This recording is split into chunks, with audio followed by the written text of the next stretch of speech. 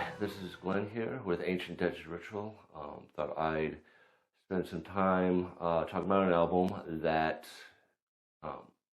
I released 6 years ago, I believe in the spring of 2014, and called Notch. This is a 23-song, hour-and-a-half long conceptual monster of an album. So I released it after writing it for 10 years. I think I got cello for 4, something like that. It was on and off until I could find a singer, which became Patrick Boothe. But I am releasing some of the demos of me singing the original tracks, or with some of the lyrics, and then they got changed. All right, so let's get to it.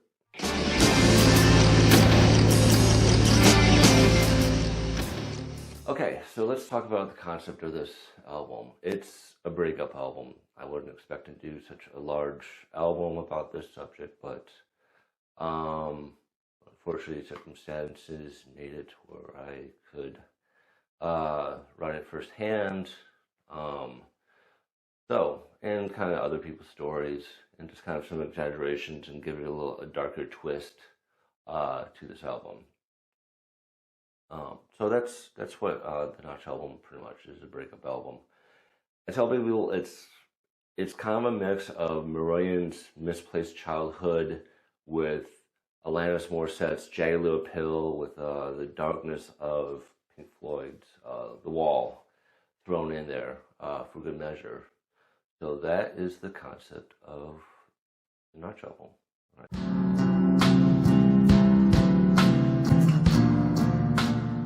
Okay, the storyline of this album is pretty much, a young person is frustrated in a small town, moves to the big city, gets involved with the partying and bar scene and all that, and having a good time and living life.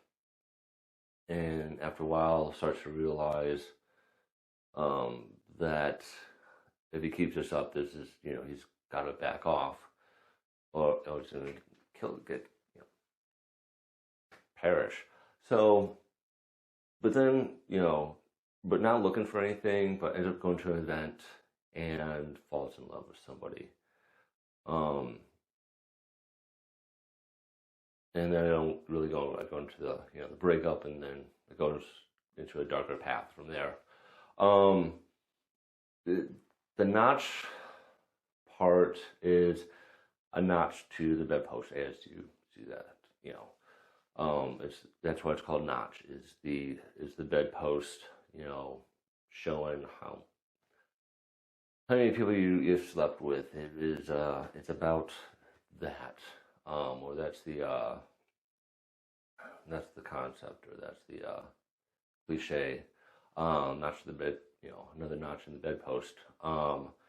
So that is what it's about. To me, the album doesn't really come into its own until later on with a song called "A Painting of an Ugly Picture," and I think that's where it starts to feel that where it gets its footing. You kind of get hints of that in A Time to Retire, but that's where I think it actually kind of really starts going into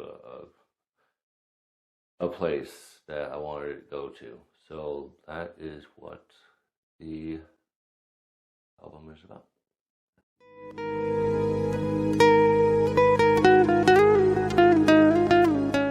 About the recording, well, Notch didn't get the best recording.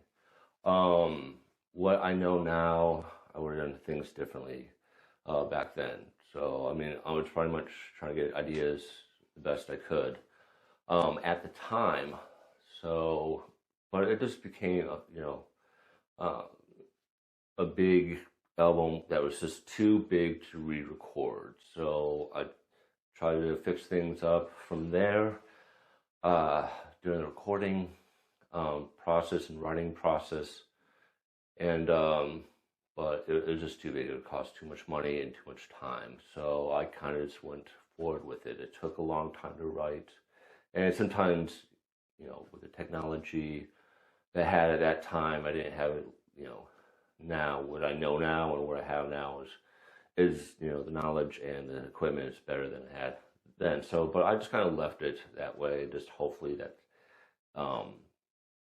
that it would come along on its own as a piece of work. So the thing with the Notch album, it was recorded before the color analysis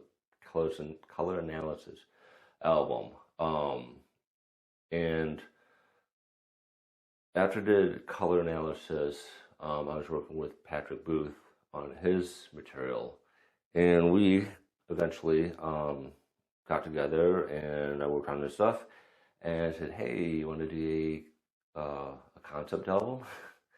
And gave the paperwork and the lyrics and all that and the ideas, and you actually will be hearing the demos of my guide vocals for him, which I'll be releasing.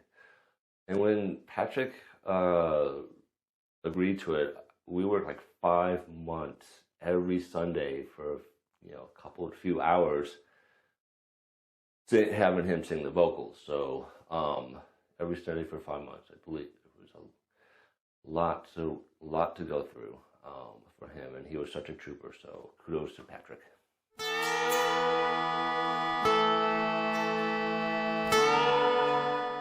Notch was designed to have a certain sound.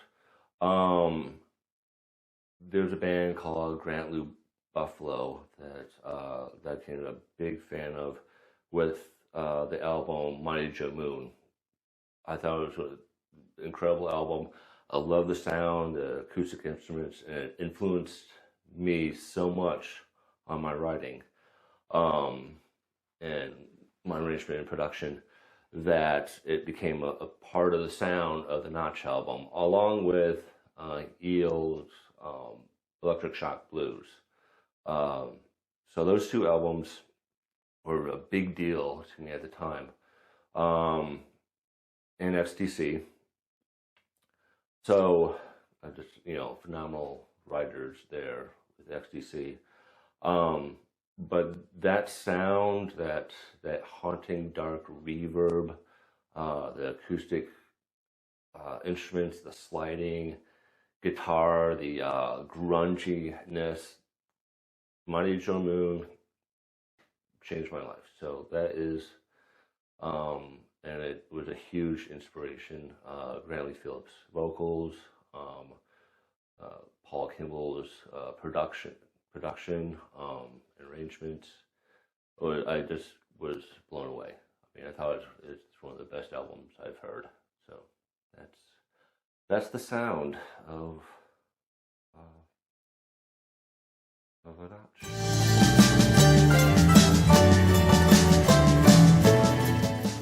The mixing part of this album was done by myself, moi. And it was a crash course in mixing. Now, I've mixed the Color Analysis album, and I think I did okay on that one. But then this one had older material that was recorded on equipment that wasn't as good or as knowledgeable. So it was a crash course on mixing. I was, learn about phasing and what was out of phase, and drum mixes and de-essing, blending, things correctly, what effects to use and how much to use and things like that. So it was definitely a challenge to do it. I had a multi-speaker monitoring system, so I could switch from a really good set of speakers to a really garbagey set of speakers and make sure it works in mono. And after that, I took the mixes to Nick Landis of Terra Nova, who was my mastering engineer, and he would, we'd get a consultation about the songs and what had to be fixed and stuff. And I'd go back and mix them, remix them. and correct those issues, and then it was off to Nick for mastering.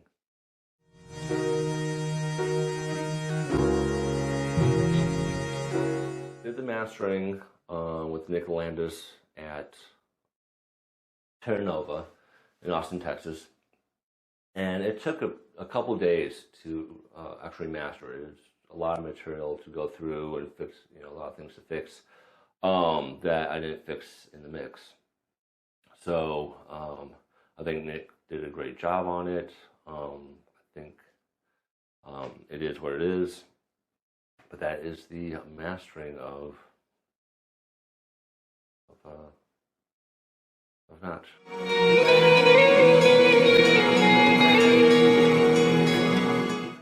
So Notch came out. It never really got to be played live too much. Patrick and I played it live, select songs from it in a live setting, but it didn't get played all the way through. It didn't have a big band behind it, things like that. It kind of quietly debuted. Some songs were played live, and kind of that was it. There was no music videos to it, just a promotional video that I put together. So it never, so that was something that I kind of always wish I did. Patrick and I would play "So Good to Me" a lot, with me on acoustic and him singing, and every once in a while, and I'd play "The Painting of an Ugly Picture" cello live, setting. But that was kind of it. It never really got that big live push. So, oh well.